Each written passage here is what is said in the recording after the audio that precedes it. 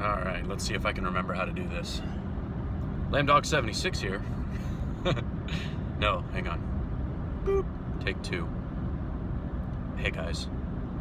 Lambdog76 here. That's a play from old Robbie G. I don't know if anybody's around that still remembers that stuff. Recently I watched a political debate, and I've been tangentially aware of the politics this year, and that a couple of people that are close to me in my real personal life decided this year to all of a sudden get very, very politically aware. It was an interesting situation. It started with our local bid for sheriff. You know, my area's up for sheriff elections, and so like one person was for one guy, one person was for another guy. It was a very, very interesting process. And my one friend, he's very much he's slowly but surely becoming a Fox News Republican kind of person. And it's become a very interesting situation, and it's one that I've been aware of for quite some time. And it has to do with deception by omission. And this is actually related to when I stopped being a member, when I left the Republican Party, which was actually quite some time ago, believe it or not. It was a little bit ahead of the curve. I don't know if y'all remember or not, but in the mid-90s, Rush Limbaugh actually had a television program, and I would watch it.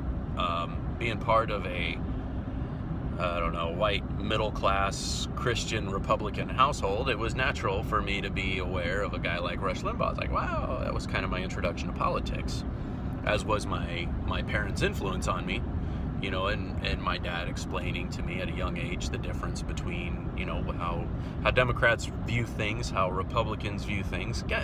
Of course, it's broad strokes. But here's where the problem is. I was watching Rush Limbaugh religiously, like taking in everything that he had to say. Now, this was, I guess, more the mid to late 90s, perhaps. I don't remember when he actually lost his TV show, but it was towards the end. And he was on Clinton, Bill Clinton back then. He was on him. That man couldn't make a move. Couldn't make a move without Rush Limbaugh being on his ass. And I was into it. I was really into him, like, wow, yeah, keep at it, keep at it.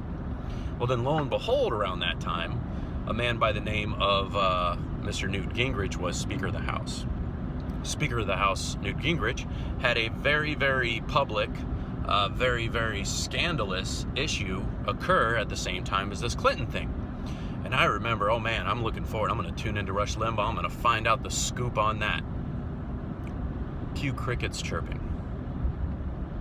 That was when I learned a little something more about the media and a little something more about politics. If you're selective about what you share, then you can still win like your team, and then you only dig up the dirt and provide the dirt on the other team, and then your team, you sweep the dirt under the floor. That's politics as usual. And then I learned about voting for the lesser of two evils. And I felt like not abiding it. And the more I thought about it, the more I realized that the less people that abide the lesser of two evil issues, the better off we'll be. Now, I'm friends with people on both sides of the political spectrum. Some of my closest friends on here on YouTube are very Republican-leaning, very conservative-leaning, and they love this country, you know, as do some of my Democrat friends on here, my socialist friends, my anarcho-capitalist friends.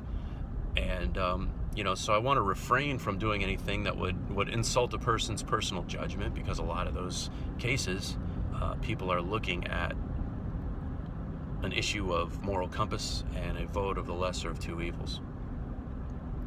I just want to reiterate, and I attempted to do this during the last election 4 years ago, you really don't have to. You know, if more and more people that I talk with and that I interact with, if they don't like either person, by God, say so. Don't just put your lot in with a person whose ethics and moral compass doesn't match yours. That goes for both sides. Demand more, expect more. Because if not, one of my best friends I've ever had may have said it best.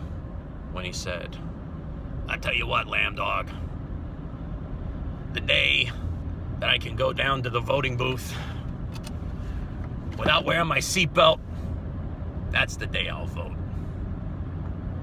Fuck you all."